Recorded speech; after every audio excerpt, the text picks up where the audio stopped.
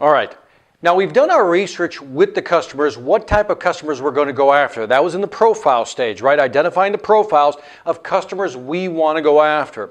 Now let's go forward and say that you finally got a meeting with this prospect, and this is it. This is the first meeting you have. Here, let's get some basic rules out of the way, because here's what I want you to do when you walk in. Now, rule number one is you got to learn the difference between open-ended questions and closed-ended questions. Again, most of you know this already. Do a quick recap.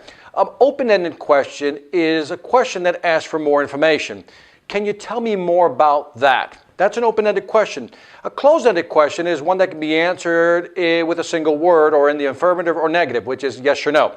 Or sometimes yes, no, maybe. Get the idea? That's a closed-ended question. Now, let me give you an example of both how they play into your questioning behavior when you walk into a meeting for the first time.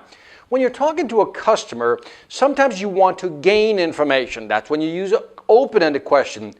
Well, Mr. Customer, what types of products are you using today and how have they been performing for you? Notice how they have to fully answer that.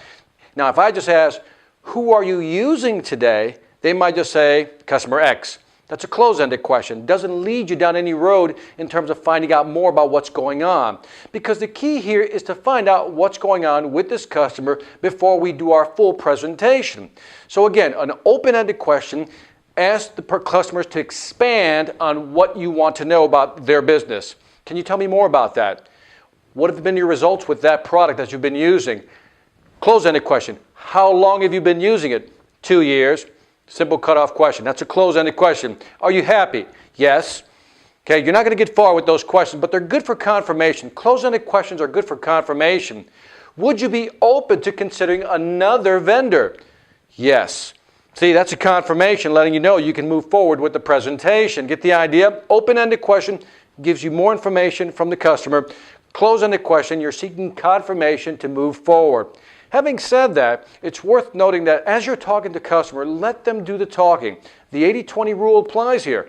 80% of the talking should be on their side. They should be doing it. You should be there just to ask questions. Now, this comes with a small warning.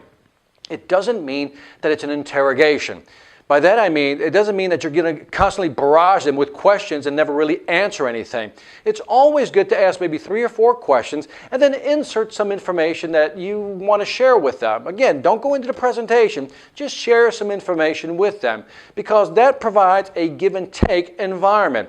If you're constantly asking questions, that becomes an interrogation or an interview and they don't like that. So what you want to do is try to create some type of ebb and flow in terms of conversation, but make sure that they're talking 80% of the time.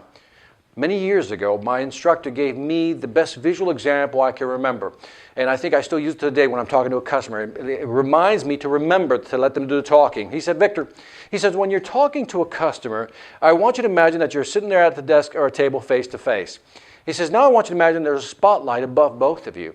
He says 80% of the time that light should be on your customer because that's where the spotlight should be. And I've always loved that visual and I just wanted to share that with you. So keep that in mind. Let them do the majority of the talking. Also, as we're asking questions, we're trying to find out what the situation is. Who are they currently using? What are they currently doing? Get the idea. And what we're listening for are problems. Moments or points where they're unhappy with the product they're using or the service that they're using. Because once we start noting these down, so to speak, the problems that they're having, when we move it to the next step, step 3, which is the presentation, we'll be able to answer some of those problems or issues they may be currently having with their current vendor. So again, listen the majority of the time.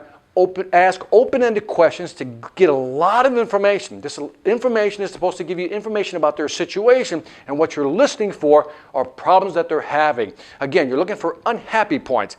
Points where there are situations where they're unhappy with the product. Maybe certain things aren't working the way they expected them to. Maybe the product has run its course and they're looking for a new product or a new vendor. Again, we're listening for problems because we're going to take those problems and when we move into the next step, which is the presentation phase, we're going to start incorporating some of these into that presentation to make it more impactful on the client.